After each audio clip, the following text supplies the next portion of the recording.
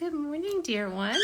I am sitting here in my favorite cozy, comfy chair that I don't get to sit in nearly often enough, listening to my love flock calling to the wild birds outside. I don't know if you can really see her.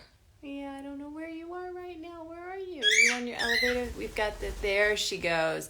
We've got this really cool little blind thing that goes up and down here. Over here it goes up and down, so I call it her elevator because you land on it and then I take you for rides, right? So today we're continuing, this is also why my hair always looks so crazy. Today we're continuing our noticing practice, and what I'd like to invite you to notice today is how your personal companion animal, your pet, your partner, empathic friend, and teacher, that's a whole nother topic that I'd love to share more about with you at a later date, but notice how your pet reacts and interacts with the world around them outside, specifically outside. Notice how your animal reacts when they catch a glimpse of wild activity, and notice how that reaction that they have may change based on whether they're seeing something, hearing something, perhaps smelling or even sensing, tasting something, because of course, just like us, animals smell first through their noses. If they may be sensing something, an easy example for so many of us is loud noises, fireworks, cars backfiring, other kinds of construction sounds, things, motorcycles, things like that. And what I find interesting is, because I have a true interspecies family, we have 4 different species in our family and 5 different species. Oh my goodness, math was never my strong suit. I actually had a dream about that last night. Totally. Any of you ever had dreams about the subjects you didn't do well in school? Right there with you. But we have 5 different species in our family, and so what I notice is that each one of them reacts to different sensory cues in different ways. And so this could easily be, it's amazing, it's amazing I ever get out at all, because there's so much to see and explore and do and experience and enjoy right here at home. My tortoise Malty, hearing for her is really kind of a subsense, and it's not because she doesn't have acute hearing, it's because her hearing originally evolved to function best underwater, which is crazy. If you're new to me and you may not have seen Malty, head over to my main Instagram feed and you can see her. She is quite clearly a land tortoise, and she swims like a rock, as my dad used to joke. My late dad used to joke. Oh, I miss him. Anyway, I look at her ears and there's a thin film of skin covering her ear canal. And the first turtles were actually water animals, strangely water reptiles. And so she has retained that. And so when she is underwater, she actually hears much better than when she's on land. Versus our dachshund, he has extremely keen hearing, and he reacts, kind of by curling up and going inward to loud, unexpected sounds. As you can see and hear, my petal bird reacts by going nuts and just flying all over the place, especially if it's loud bird song, which we have a lot of right now, and we have wrens trying to nest in our wreath on the front door.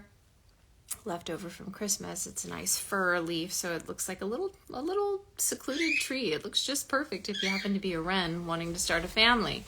So just notice, for our dog, my mom will, when she sees other dogs running by, she'll say to him, "Flash, puppy, Flash," and he'll run to the front window and look at the puppies.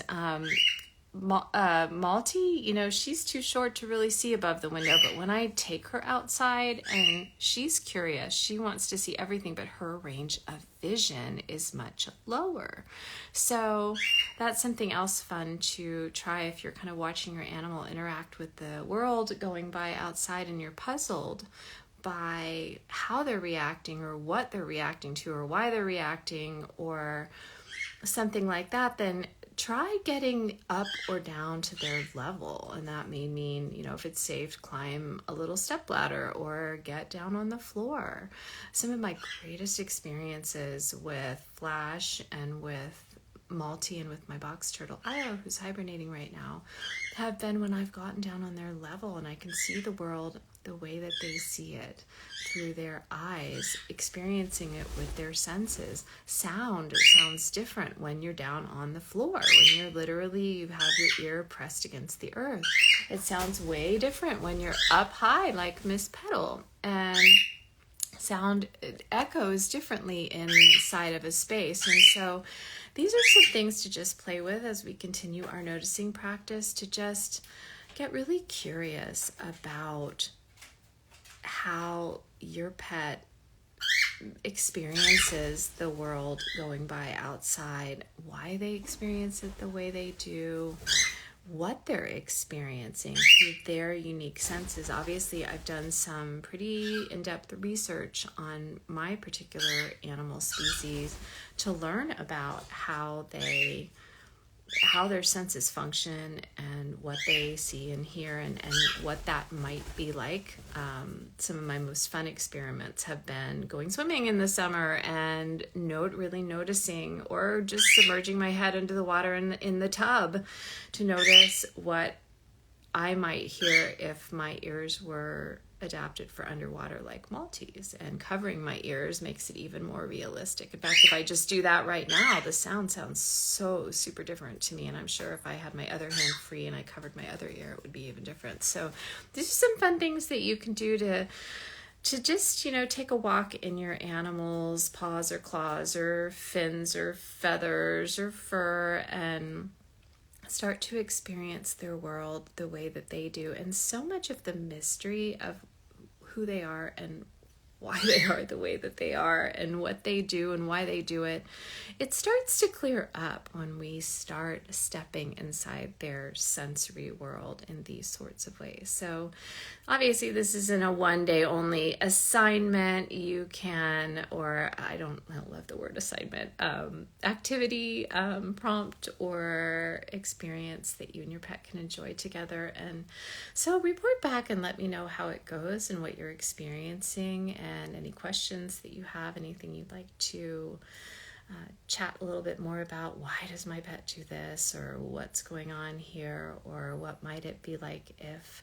And as we continue our noticing practice each day, I look forward to hearing more about your animal's world and your developing intuitive senses. Okay, I'm sending you all my love. Back tomorrow. Bye for now.